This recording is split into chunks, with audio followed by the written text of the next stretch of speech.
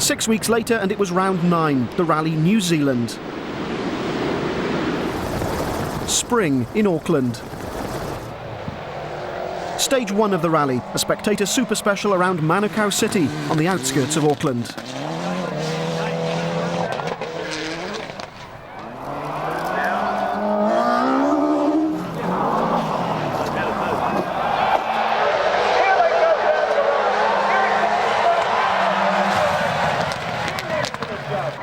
But it was the rolling hills around Auckland where most of the stages would be fought out. McRae won the rally 2 years ago and started as favourite. He led after stage 2.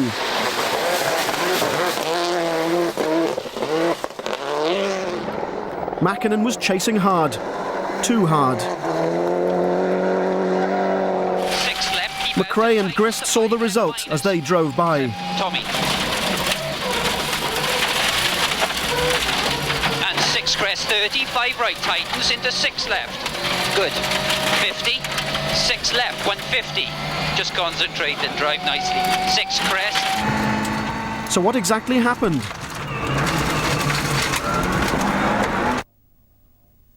I don't understand what is wrong with this rally. It's so nice to drive. I like these dates. It's very much like 1,000 Lakes, and it's so enjoyable rally, but because it's no luck, that's it.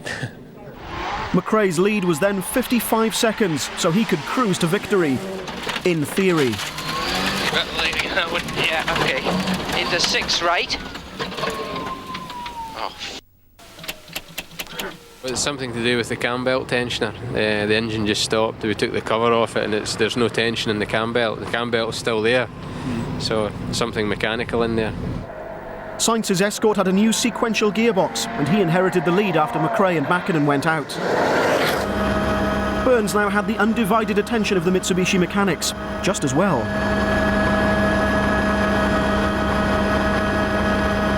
Four stages ago on the start line, we had an output shaft break. From being on the same time as Carlos at the time, we've dropped a hell of a long way now, and we're over 2 minutes behind. Having 3-wheel drive on the second run through the spectator stage didn't help.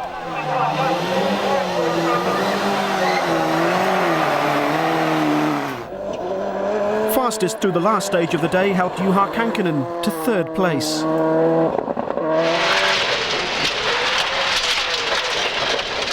And very long medium left and long medium right, hold in.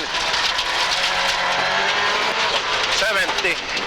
Kenneth Eriksson had also been quickest on one stage, but he'd been slowed by early gearbox problems. Till vänster 3, break i höger 2. Till vänster 2 plus 20, vänster 5. Those problems now sorted, he was second. But Carlos Sainz still led, determined to prove that the result in Greece hadn't been a one-off. We didn't have any problem with the car, everything is working okay, and well, a lot of things happening in the front, and here we are. And so to day 2, 8 more stages in the hills. Sainz started 22 seconds ahead of Eriksson, but running first on the road was a distinct disadvantage.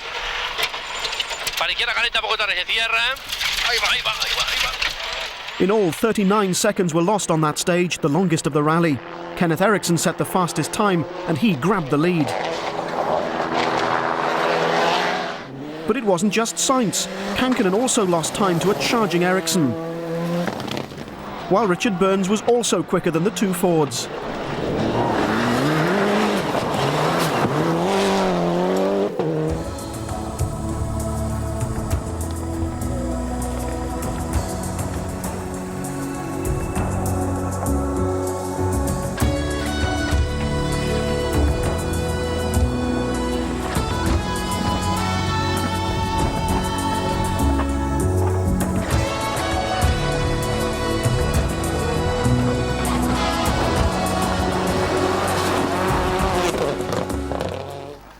As the sunshine faded, the cars returned to Auckland. Burns had been quickest on 4 of the day's 8 stages, and he was now 4th. It's difficult to believe that this was only Kankinen's 3rd event in the new car. He was 3rd. Derecha rápidamente, 2, para izquierda rápida, para derecha rápido, ojo se cierra poco, abrirse 1, derecha acá en cruce se cierra poco, para mucho ras, izquierda rápida, ojo se cierra a fondo, abrirse 1. Kenneth Eriksson and Staffan Parmander still led the rally, but only just. Sainz had recovered nearly all his lost time, blaming a poor tyre choice on that first stage for his poor performance. Few stages today, I was struggling in the first position. But now we are 8 seconds. Tomorrow, I think the first 2 stages is going to be very important.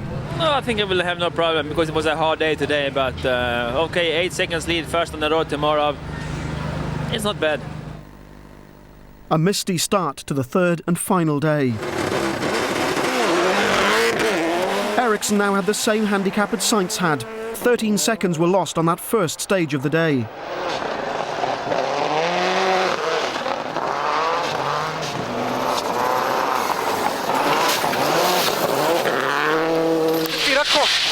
Till höger 3 minus. 20. Vänster 2 minus. Fan gör det för någonting, Ken? Sainz and Moya were then on course to take their second successive event victory, until that collision with a sheep lost the pair 26 seconds, together with lots of damage caused to the bodywork, engine, radiator and suspension. The Ford mechanics were faced with a grim task, not at all pleasant, but they set to work. The tension in the Ford camp was clear. To retire now, with the finish almost in sight, would be a cruel blow.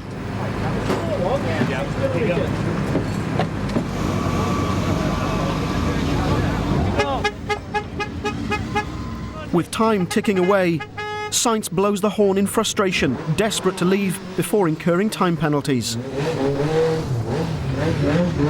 The pair eventually left, penalty-free. On the Toyota Celica's last official outing, Neil Bates from Australia and his co-driver Coral Taylor finished 6th. New Zealand's Possum Bourne finished 5th on his home event. Richard Burns and Robert Reid were 4th, cursing their day 1 problems.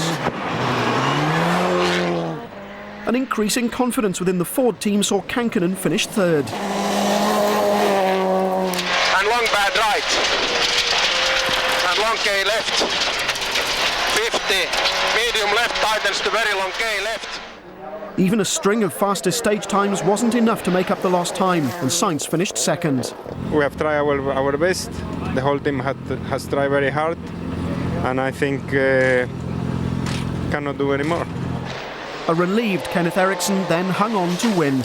It was the closest ever finish to the Rally New Zealand, a fact appreciated by Kenneth's mechanics.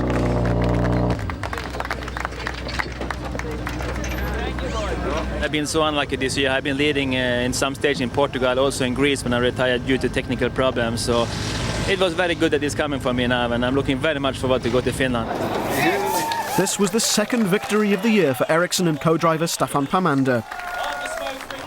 13 seconds the gap between Eriksson and Sainz, with the rest of the top 6 being made up of Kankkunen, Burns, Bourne and Bates.